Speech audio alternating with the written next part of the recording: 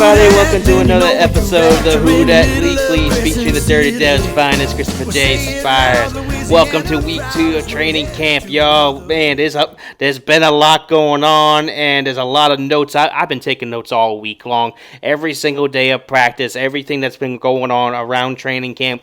I've been on top of it to the best of my abilities, gang. So, bear with me. Sometimes I might miss a thing or two, but thank God we have the experts out there. They will just post it on Twitter or post it on Facebook, whichever one they choose first. Normally it's Twitter first. But a lot of great things I'm hearing so far, especially on the defensive side of the ball. And I'll get into that momentarily. And there's also been good things on the offensive side of the ball as well. Again, we'll elaborate on everything momentarily. So here's what we're going to do today. So today, we're obviously discussing more of our insights on training camp. Things that I've seen a lot of great footages from training camp as well. Like, there have been people posting online certain really impressive plays, really bad plays as well. Some really good defensive plays, some really good bad defensive plays. It was at this moment I knew that didn't make any sense. Classic Chris. Enjoy the video, y'all. Who dat? You know what I'm talking about. So, with that being said, let's go ahead and get into this. So, the first thing, I'm going to start right off the bat. I'm going to start talking about the offensive line real quick, because that so far has actually been it's been an encouraging thing to see so far. Here's why. Like, Kevin Banks Jr., so far in what has now been 7 days now officially of practice.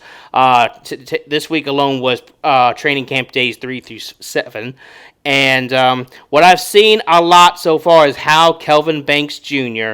has been a great player so far to watch. Like, he has got that power in him. He has got that speed. He's got that ability to, be a pass rusher.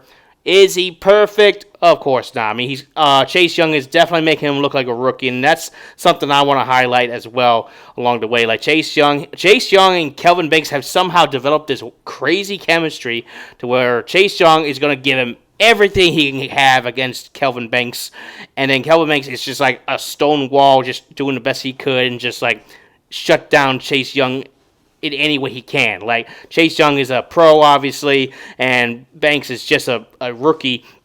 But the way he is held up from the one-on-ones, according to the experts out there, is that it's very encouraging stuff, because he has held his ground really well. He's been beat a few times, don't get me wrong, he has been beat a few times. But it's encouraging to see that he has really taken a step up during these training camp days. I figured the first 2-3 days really weren't going to show us much, because they didn't have pads on, which is a given. Usually the first 2 or 3 practices don't have pads. Usually, it just kind of depends on the schedule, obviously. This year, it was the first 2 practices, which had no pads, and then days 3 through 7 are all with pads. And let me tell you, when they put on the pads, it's a whole different story. Basically, days 1 and 2 of training camp are essentially kind of like OTAs and mini camp altogether from earlier this off season. So, and there's nothing wrong with that, because during those first 2 days, we still saw some good stuff. But it's when they put on those pads, that's when they just crank it up to a whole new level. And this is where it gets really exciting. So, on the defensive side of the ball, they have brought everything they could throw at this really young offensive line, and also the really young quarterbacks that we got on this team. And that's something I encourage greatly. And I really like that, because we need these quarterbacks to feel what an actual NFL defense looks like, even if we're not the best defense on paper at the moment, according to NFL experts, that is, which I don't agree with whatsoever, but that's a separate subject for later. But I like that they're throwing pressure and they're throwing all these defensive looks early on, because we really get to see who is standing out in this current quarterback battle and how the offense looks as a whole. In regards to the O-line, they have actually held up pretty well, and I'm very satisfied with that. Like I said, Kevin Banks Jr. has been spot on for the most part. Surprisingly, Trevor Penning hasn't been terrible. He was one player that we all had to keep our eyes on because we weren't sure how good he might be, or how the new transition to being a right tackle instead of a left tackle would transition, or how he would adapt. Essentially, is what I'm trying to go for. So yeah, he apparently, for what I've been hearing and what I've seen, he's adapting really well, and that's a good thing. And that's something we need to continue to keep our eyes on. Taliesin Fuega, it looks like he's not regressing one bit. He has stood his ground on that O-line. I'm very satisfied with that. I figured he's going to be one of the three best linemen we got out there, with the exception of Eric McCoy and potentially Kevin Banks Jr. I haven't thrown in Cesar Ruiz because Cesar Ruiz is a hit or miss, like I had mentioned before. So, but in regards to Cesar Ruiz, there hasn't been a lot of talk about him, but from what I've seen on footages and what they've been reporting, he's actually been gelling really well with that O-line. So, but with that being said, here's where it gets very exciting. I'm going to go ahead and switch gears from the offensive line to the defense. The defense, we got some playmakers on defense, I think, especially in that secondary. So, everybody was concerned after Tyrann Mathieu had retired that our secondary was going to take a big hit because he wasn't there anymore. But I think, from what I've seen, and I've actually been very hopeful about this in my previous videos, Quincy Riley in particular, he has stood out the most so far. He has brought consistent pressure. He has caused problems in that secondary. He has not allowed receivers to get any kind of separation. If he does, it's just blown coverage or something like that. For what I've also been hearing is the communication with the defense. The communication with that defense that is currently on that field has been very chirpy, as they say. Brandon Staley, I don't know what he's doing right now, but he's causing his defense to talk with one another, figure out, okay, what does offensive formation? Oh, it's this one. All right, you guys go here, you guys go there. You know the drill. So, but it's exciting to see because, like I said, this defense has thrown everything at this offensive group already, and it's not just the first team; it's the second team and the third team. Don't think there's a fourth team. I don't think there is. No. There's four stringers, but they're usually a part of the third team. But they have brought everything. Like Chase Young, as I already mentioned, he has brought everything he can against Kevin Banks Jr. But it's not just him. Carl Granderson, he's phenomenal so far from what I've saw. And then on top of that, the linebackers. Oh, let me get started. Oh, man. I knew this kid's going to be special. I knew it. Now, of course, time will tell when the preseason kicks in and all that. But still, from what I've seen, the footages I've seen, Danny Stutzman. Have I not told y'all to keep your eyes on Danny Stutzman? That's right. Danny Stutzman, he made an incredible interception on Spencer Rattler, even though that might sound bad on a quarterback standing, which I will talk about momentarily. But on the defensive side of things, it was quite an interception. He just one-armed it. If he could, he probably could have ran it through. But here's the thing. It's not just the interception that was amazing. I noticed that in those training camp videos that I saw online and based off the description from the experts, here's what I see. Danny Stutzman is everywhere. He is all over that field. He's like a heat-seeking missile. The minute he targets you, the minute you see that he sees you with the football, he is coming at you. And those couple days you were lucky that you weren't wearing pads, because if you were wearing pads, well, sayonara. Hope you have a nice sleep. So, very exciting stuff. And going back to the secondary.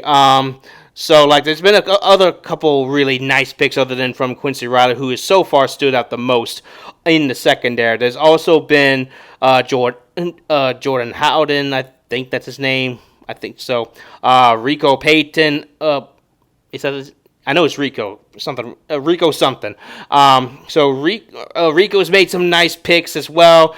And then they made some really nice PBUs, which is basically pass protection, pass blocks, etc. Like they have been an absolute menace to the receivers. But it doesn't mean that they're getting away with, like, they're shutting down everything, because the receivers, we're going to talk about those guys next, they have been able to make some big plays. And they've been able to do it while they call the defense snapping. So let's go ahead and talk about the receivers. The receivers so far, and there's been a couple of them, the ones that have stand up the most have been Mason Tipton, that's right, from last season, who did well in last season's training camp as well. Also played a few games last season. There's also Brandon Cooks. There's also Rashid Shaheed has so far been the most outstanding one, which shouldn't come to the surprise. Now, the dude is hella amazing.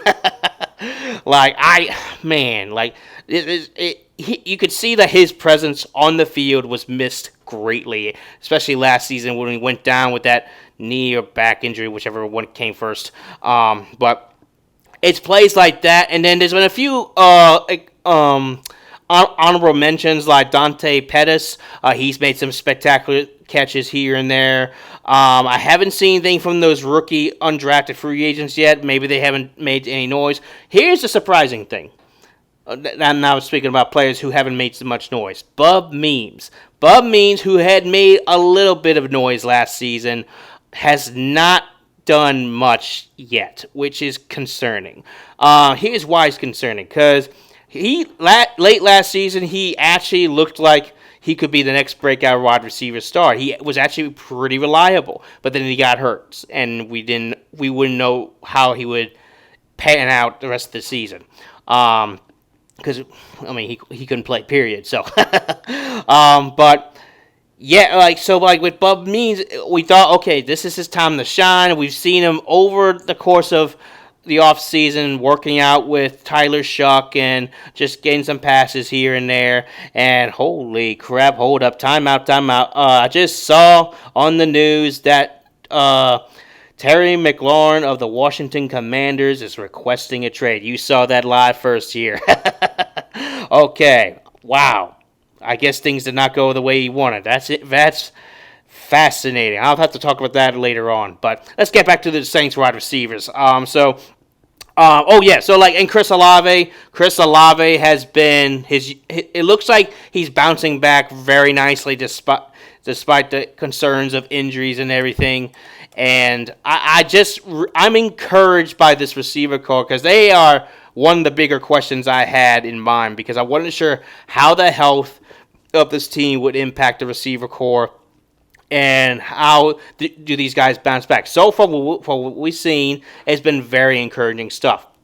Like, they've been able to beat certain coverages that were thrown at them in the secondary. They've been able to beat the cornerbacks left and right. Like, there's a lot of great stuff I'm seeing from the receivers. Now, have they been picture perfect? Absolutely not, because, as I mentioned before, the secondary that we got right now has been everywhere. They have been causing havoc left and right. They will not allow them to get any kind of space whatsoever. So, crazy stuff. But it's really good stuff, because it really gives. This is why training camp is so important. I'm sorry if the camera was shaking. My cat is currently pushing my camera. Thanks a lot, cat.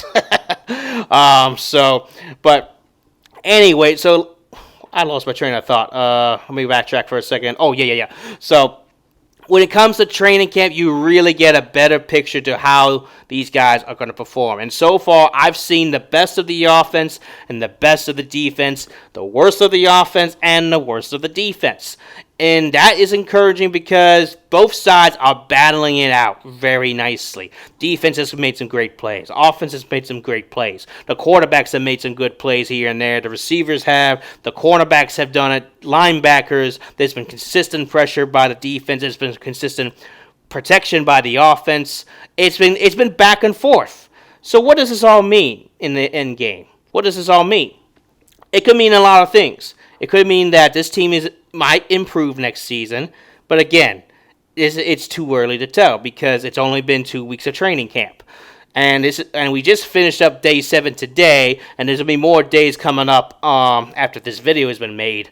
But with that being said, it's like the things that we see now are great.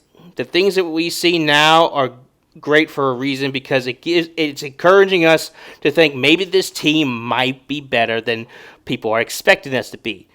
However, again, and I have to preach this with the most emphasis that I can make. However, we have to wait to see how this team actually performs against another team. And preseason for us is a week from Sunday. Not this coming Sunday, but the next Sunday. So we got the Chargers coming up first. We're going to go travel on the road to visit the Los Angeles Chargers.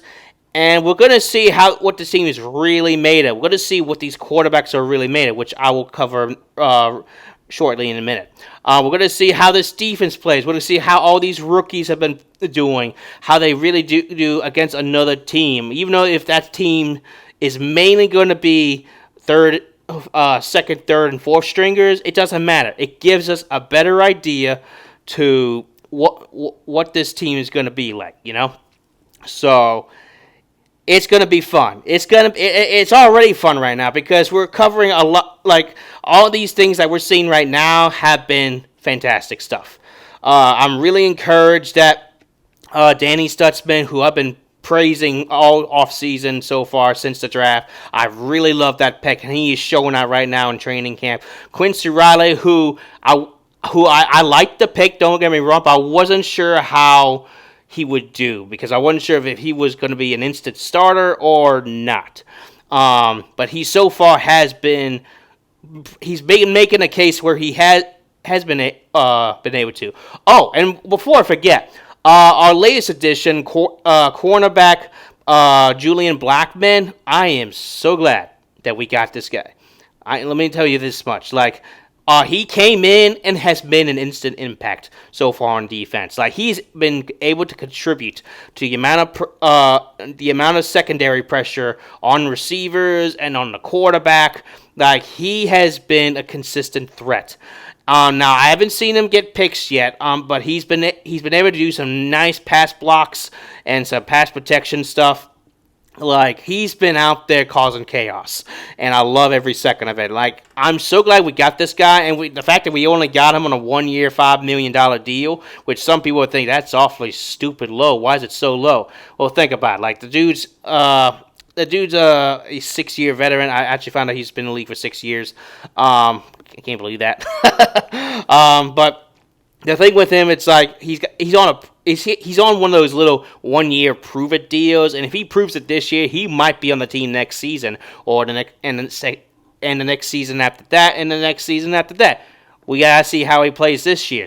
But what I've seen so far out of him is that he's bringing his A game. He's working hard, and he's really gelling well with this team. And this is something I'm going to talk about as well, the chemistry and the gelling of this entire team together. I'm going to be giving a lot of praise to Coach Moore in a second. But before I continue with that subject, let me go ahead and touch up on the quarterback battle. You guys have probably been waiting to hear about that. So after been 7 whole days, I am confident to say, and this probably once again got your attention with this title, that Spencer Rattler will likely be the starting quarterback after training camp. I would say I'm 100% convinced. Here's why.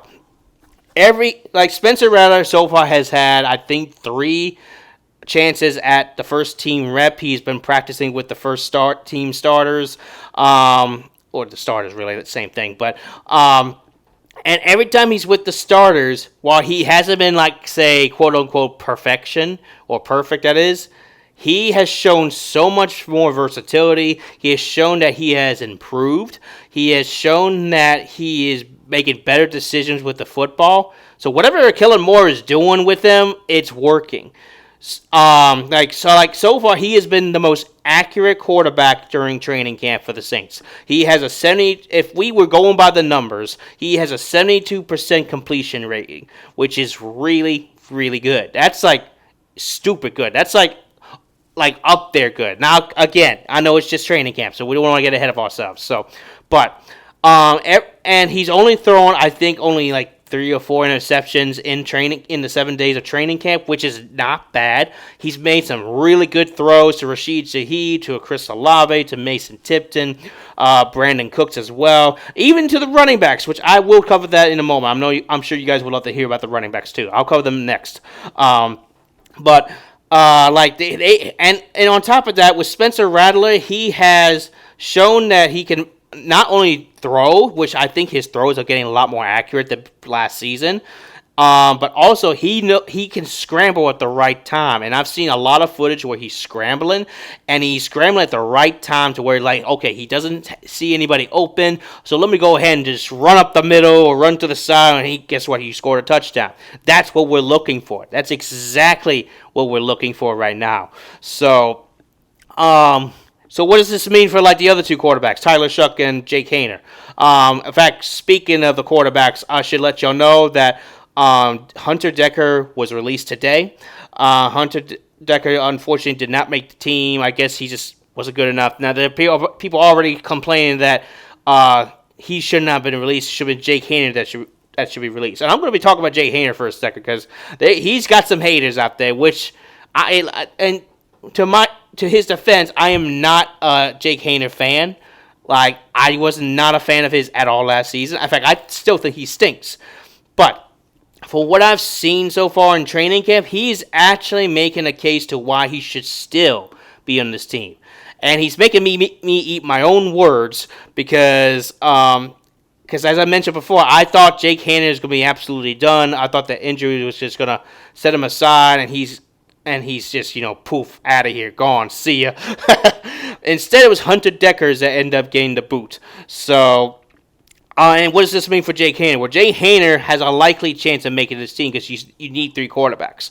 But now the question is, where is he going to stand among the quarterback room? Is he going to be the backup to Spencer Rattler, who I assume will be starter at this point? Or is he going to be the backup to Tyler Shuck, who's going to be the backup to Spencer Rattler?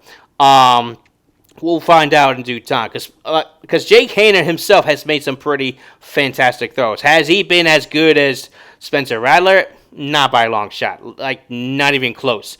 Spencer Rattler has shined the most in training camp, and I couldn't be more proud of him. He has really taken this opportunity to challenge himself every single day to, like, consistently be at his best. He's not perfect, obviously. He has his moments where he still struggles. Like, maybe he puts a ball placement, it could be a little bit better, or maybe he could like throw the ball a little higher so that way it's not picked off. He's done that a few times, so he's not perfect, not by a long shot, but he shows good enough promise to where I have enough confidence in him that he's going to be the full-time starter entering this coming season. So now that leads me to Tyler Shuck. So let's talk about Tyler Shuck. I hate to admit it, and I really and this is going to sound crazy. It will sound crazy, but Jake Haener is clearly better than Tyler Shuck. That might be a hot take for some of y'all, but as I already mentioned, Jake Haener has shown more. And granted, he is a 3-year veteran, so he does have that one advantage, but he has shown a lot more than Tyler Shuck has so far. Tyler Shuck just has yet to really wow me in a sense. Like, there's that wow factor I'm looking for. Like, I'm looking for Tyler Shuck to like just completely wow me by making plays that only an aggressive, accurate quarterback could make. Now, I know he's a rookie. He's a rookie, so I expected at the same time for him to make those typical rookie mistakes. He has shown a lot of rookie mistakes, I can tell you that much.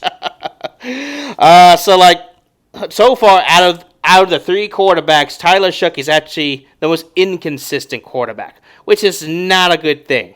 But at the same time, he's just a rookie, so we got to give him a little grace here. And he's been taking so far the most third-team reps, which makes sense because you got to develop this guy, especially if you want him to be the long-term answer at quarterback. If he's going to be that long-term answer at quarterback, he just could be another backup probably for Spencer Rattler, and Spencer Rattler don't work out, maybe the backup to the next quarterback that might be a rookie quarterback as well. I don't know. I don't know what their plans are right now. We already know that Hunter Deckers is out of the picture, so Tyler Shough could be seeing himself as the third string quarterback, which, in my opinion, would not be the worst thing in the world. It would, because honestly, I don't like playing rookie quarterbacks. I like playing a young quarterback, but not a rookie, because rookies will make mistakes left and right, and we're seeing that from Tyler Shough so far. Tyler Shough, the things about him is that Tyler Shough is afraid to like get aggressive out there and throw that ball where it needs to be thrown. He's making all these little short passes, which are fine in the short pass game, but when you need if you need, like I say, a third and long, for example, you can't be throwing them short passes. On top of that, he is showing that he still struggles to keep his composure while under pressure. He's very frantic inside that pocket, I've noticed. So those are things that I was worried about entering training camp and after we had drafted him. And I mentioned this in my video talking about him post draft day, but like I said, there's still plenty of time for him to be groomed, plenty of time for him to be developed. So I am not completely worried about him right this minute. So I think there's time for him to grow, and plus he's with a really good coach that coaches for quarterbacks. So he's with the right guy. So there's that. It could be worse. He could be with Dennis Allen for all we know. Oh, God, can you imagine him with Dennis Allen? But yeah, so with Tyler Shough, now is not the time to press the panic button with him. Now is not the time. There's a lot of people already complaining on social media because social media is full of stupid morons out there. But now is not time to call the panic button.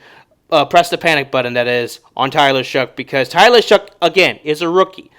Now, some people are arguing, well, he's the most experienced rookie. He's been playing in college for 6 years, 7 years. I'm like, okay, but still, an NFL rookie quarterback, no matter how old they are, has never experienced the NFL.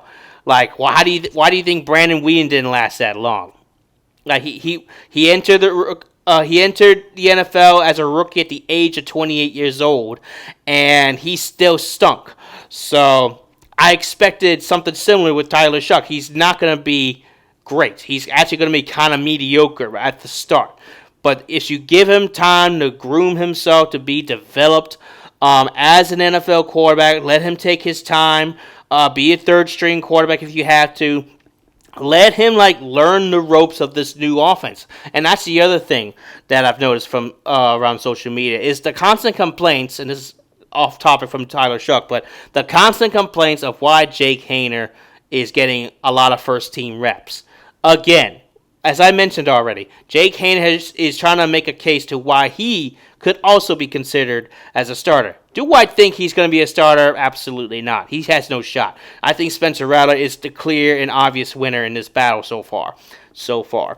But it doesn't mean that the constant complaint I've been seeing is that Coach Moore is wasting his time with Jake Haener. And it might sound like he's wasting his time. But what are the key phrase here for enter this offseason? The key phrase that we've been hearing for months. Coach Moore said that this is our quarterback battle. He's going to allow all the quarterbacks on this roster to compete for that starting job. So far, Spencer is in the lead, in my opinion, which might be the general opinion for everybody so far. Jake Haener is in the mix for the backup battle, in my opinion. Same with Tyler Shough. Now, right now, I think Jake Haener is standing out the most to be Rattler's backup, assuming it goes in that particular order. So, is it really a waste of time for Haener to be with the first-team starters? No, I don't agree. I don't think that is the case. I don't think so at all. I think that it's good that he's getting first-team reps so we can actually see what he's made of with healthy starters. Because remember, when we saw him play with the first-team starters last season, really the first-team starters were a bunch of second and third-stringers that just had no business being out there, but we had nothing else to work with because that's all we had to work with. The injuries just killed us last season. So really, in fairness to Jake Haener, we have to see what he's really made of. And it might be a hard pill to swallow for a lot of Saints fans online, but that is the reality of this team. Because we don't know what this team is going to be truly made of till we see them in action against other teams in preseason. As the saying goes, like, there's always that saying, it's like, oh, let's wait till training camp. Oh, let's wait till preseason. Oh, let's wait till the season starts. Oh, these guys weren't that good. Like, they won 4 games, blah, blah, blah. I'm like, okay, all right. Yeah, keep up with the constant excuses. But we're going to play along with those excuses because, in a sense, it's true, but at the same time, it's not. But that's a separate subject for another day. But going back to Jake Haener. Jake Haener deserves all the reps that he can get because while I don't think he's going to be the full-time starter for the Saints, I do think that he deserves as much of a shot that Spencer Rattler has, that Tyler Shuck has at the starting quarterback position. There is no doubt about that. I am trusting Kellen Moore to make the right decision here. I expect him to think that perhaps Spencer Rattler is the guy to go to until Tyler Shuck is ready. And Jake Haener will be right there, ready to go, in just backing up either Rattler or Shuck. Probably will be Rattler, and we go from there. So, again, Moore is not wasting his time. And we also have to consider this as well. Moore is not wasting his time because he's a first-time head coach, so he's going to be making decisions that he thinks is best for the team and also for the offensive side of the ball.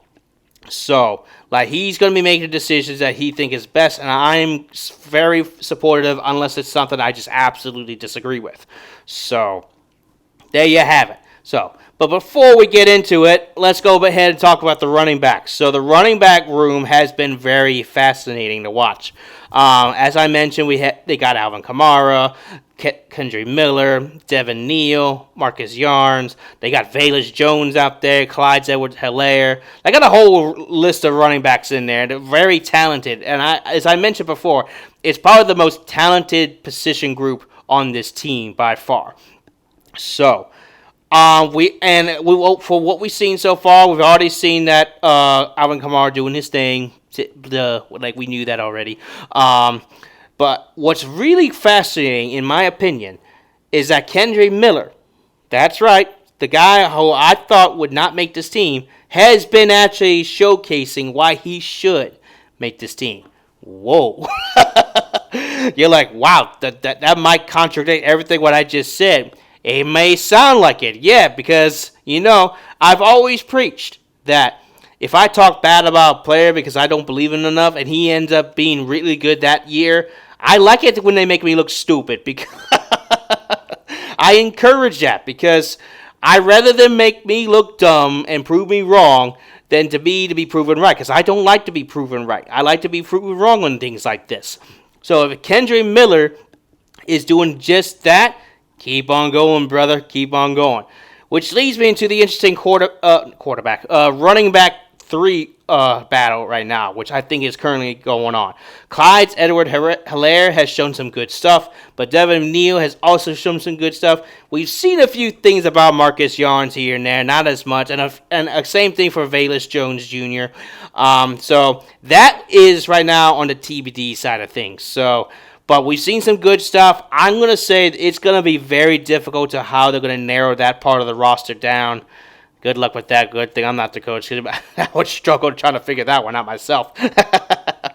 But with that being said, the running back room is a very fascinating thing to watch because we've seen some good stuff. Like, my favorite play so far has been the Kendre Miller running room. Like, Kendre Miller is just plowing right through that defensive line into the secondary like it's nothing. It's like it's bread and butter, which is a good thing from the offensive line, by the way, because they're providing those necessary holes for him to navigate through and all of that, to provide the protection that he needs to carry that ball. So that is encouraging to see from that O-line, which I probably forgot to mention, but there you go. So with the running backs, like, we're seeing that versatility with Kendre Miller and the rest of the gang.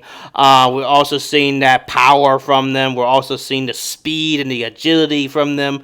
So, like I said already, this is going to be a tough group to narrow down to the 53-man roster. I don't know who they're going to pick. I mean, obviously Alvin Kamara is a given. Kendra Miller might, at this point, be a given. We'll see what happens after this weekend's and training, and we enter the next week of training camp. So it's going to be fun to watch. It's going to be a lot of fun to watch. So, last but not least, and I realize I'm going over 30 minutes. I'm sorry. I'll wrap this up real quickly. But last but not least, I'm going to briefly touch up on the kicking game. The kicking game is interesting. I don't know what their plans are for the kicking game, to be honest. Like, they brought in Charlie Smith, this Irish guy from Ireland, and he so far has not been great. He's in his first couple of days of practice, he has made a whopping 5 out of 13 attempts.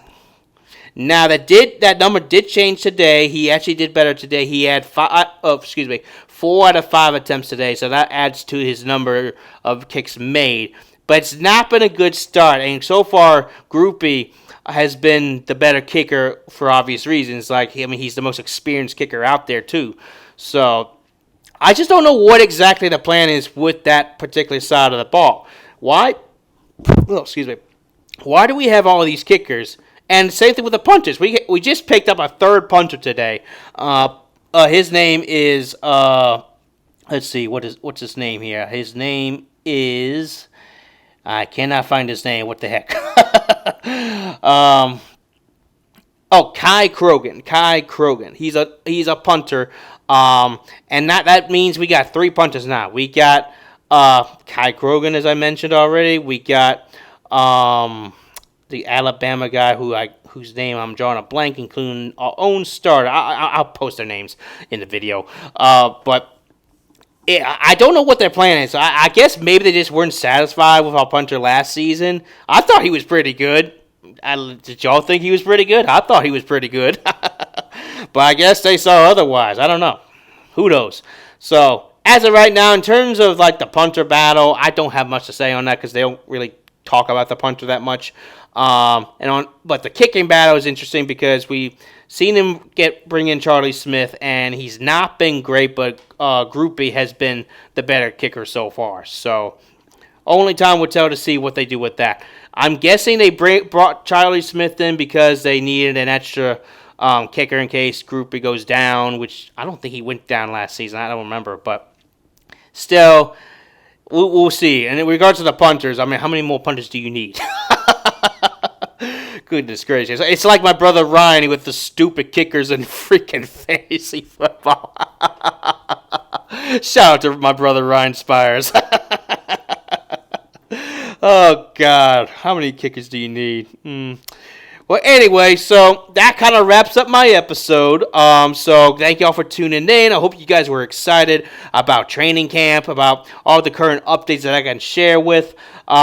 So next week will be fascinating because next week I'm going to try to do two episodes next week. So next week we'll do another close up on what's going on in training camp while also giving our very first preview, our very first football game preview of the upcoming preseason game against the Chargers. That's gonna be fun. I can't wait for that one. So yeah, thank y'all for tuning in today. I hope you guys enjoyed this video. And again, if you're a viewer but you have not subscribed, please subscribe to this video and also leave a like to this channel. And we will catch you guys next week on the next video. Alright, gang, take care. Who dat, baby? Black and gold.